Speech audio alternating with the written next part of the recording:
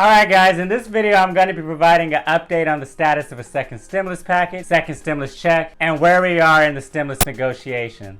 So House Speaker Nancy Pelosi and Treasury Secretary Mnuchin are making another attempt at striking an agreement on a stimulus package. House Speaker Nancy Pelosi said in a statement yesterday, it has been more than 4 months since House Democrats sent the GOP Senate a $3.4 trillion proposal for desperately needed virus relief that is grounded in science and data, and Senate Leader McConnell hit the pause button. Now Nancy Pelosi and Mnuchin restarted stimulus negotiation talks in recent days after the two of them got together and were successfully able to get a short-term fix to stop a federal government shutdown that was scheduled for September 30th. So the two of them briefly spoke over the weekend, and Nancy Pelosi told MSNBC yesterday that Republicans would still need to commit to much more spending to reach a bipartisan deal on a relief package. Now Pelosi spoke with Secretary Mnuchin yesterday, and the two agreed to speak again today, which is Tuesday, according to one of her aides. So that's great news, guys. At least we have them communicating. Speaker Nancy Pelosi and Democratic lawmakers released a $2.2 trillion stimulus relief bill, which she said was a compromise measure that reduced the cost of the economic aid. In a letter to Democratic lawmakers released by Pelosi's office, she said that the legislation includes new funding needed to avert catastrophe for schools, small businesses, restaurants,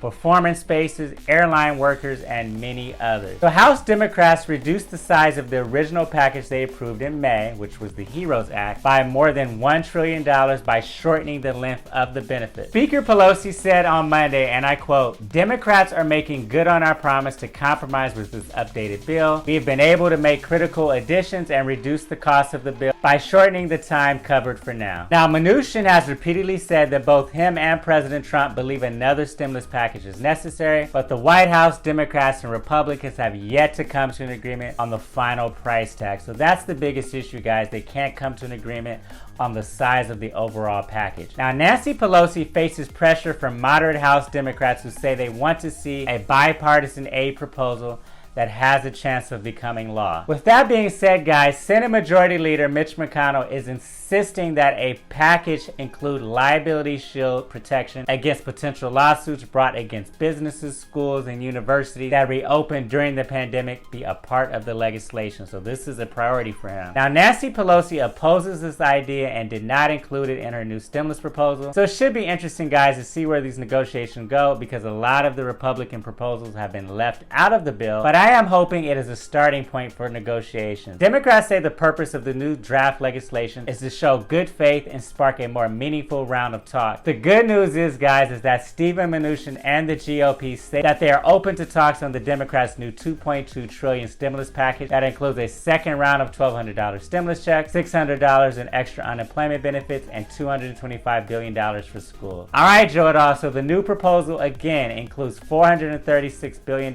for state and local government, as well as money for education, testing, airline industry workers, and additional funding for small business loans through the Paycheck Protection Program. The new $2.2 trillion proposal also provides a new round of direct relief payments to Americans of $1,200 per individual and $500 per dependent, which is less than the $1,200 for dependents that Democrats originally proposed. The legislation also restores the federal unemployment benefits of $600 a week through January of 2021. The bill also includes $225 billion to college and universities, and as I said earlier, delivers another round of subsidies to businesses under the Paycheck Protection Program. Also included in the bill is $75 billion for virus testing, contact tracing, and isolation measures, as well as another $28 billion for procurement, distribution, and education campaigns for a safe and effective vaccine. Additionally, guys, in testimony before Congress last week, Federal Reserve Chairman Jerome Powell again reiterated that more physical support is likely to be needed in order for the U.S. economy to recover from the pandemic. Another stimulus bill is crucial if the U.S. economic recovery is to continue. We still have a very long way to go. Alright, with that being said, Joe, House Democratic leaders may hold a vote on this new stimulus plan as early as Thursday of this week. And as you guys know, time is running out before the November elections for an agreement to be reached. Now, I expect the House to vote and pass this bill, and then it will move on to the Senate and Republican leadership either pass the bill or make changes to the bill that both parties, the Democrats and Republicans, live with. Once that is done, guys, hopefully we can have a final bipartisan stimulus bill that can be voted on and passed by the House, the Senate, and ultimately be signed into law by President Donald Trump. So guys, that is where we are currently on the status of a second stimulus package and a second stimulus check. If you found value in the video, please be sure to hit that like button and share it with others on social media. It goes a very long way in helping to support and grow the channel. Don't forget to subscribe and turn on that notification bell, as I'm posting valuable new content at least twice a week. Thanks again for watching, and I'll see you in the next video.